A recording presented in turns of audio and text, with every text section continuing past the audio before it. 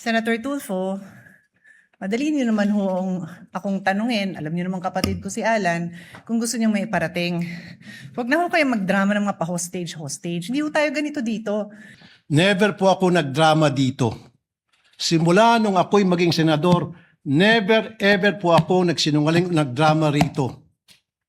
Halugugin niyo po yung mga post sa social media. Never niyo ako nakita nagdrama o ginamit to para mag-grandstanding. Alam niyo po yan. Alam na lahat ng tao rito.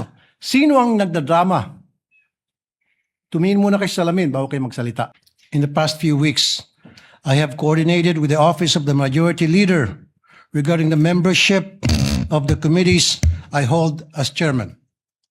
In fairness to the Majority Leader's office, they have extended all efforts to formalize the election of the members of the Committee on Public Services and Migrant Workers. What disturbs me is that it is the inaction of the minority floor leader to confirm these memberships that holds important LEDAC bills hostage, such as the Department of Water, crucial franchise bills, and the OFW reintegration bills. To my colleagues in the minority, maraming salamat po for your confirming your intent to join my committee. But to the minority leader, my good friend, Senator Alan Peter Cayetano, it is time that we cooperate so that we may get back to legislating. If you have time to go on FB Live, maybe you have time to confirm or give the go signal to your minority members. Kasi Mr. President, pabalik-balik na po yung staff ko sa office ni Senator Peter Alan Cayetano para kumuha raw ng go signal nang sa gayon yung kanyang mga members ay ma-elect na sa committee ko. And all of them were saying we're more than happy and willing to sign, pero ayaw ni Senator Cayetano, Alan Cayetano. I don't know anong dahilan niya, bakit niya hostage yung pagiging members ng kanyang mga kasamahan sa committee ko. Hino-hostage niya po yung mga LEDAC bills sa kanyang pagtanggi na bigyan ng go signal ang kanyang mga kasamahan sa minority para pumirma. Mr. President, sana makarating to kay Senator Alan Peter Cayetano. Kanina sana kausapin ko po siya, kaso wala po siya dito ngayon. Therefore, I have no choice para dalhin to sa floor. Maraming salamat, Mr. President.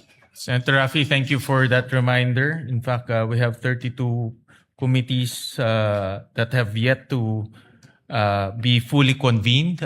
Kulang pa ho tayo ng mga members.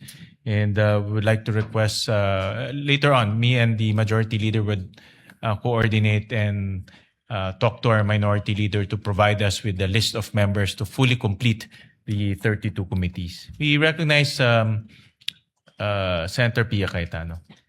Thank you, Mr. Senate President. Actually, I don't really have to stand anymore because the Senate President already responded in the manner that I believe is becoming of the Senate.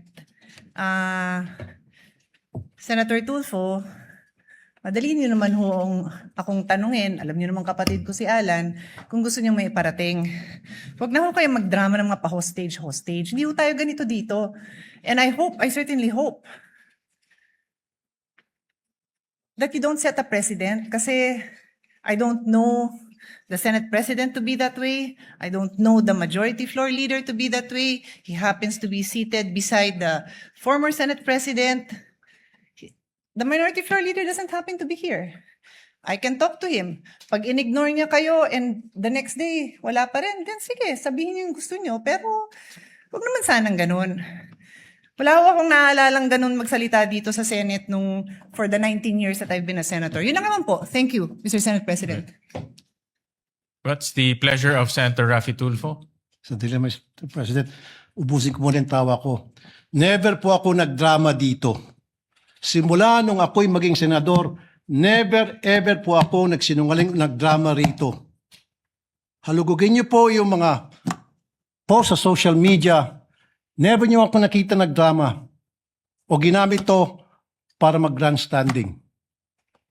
Alam niyo po yan. Alam na lahat ng tao rito. Sino ang nagdadrama?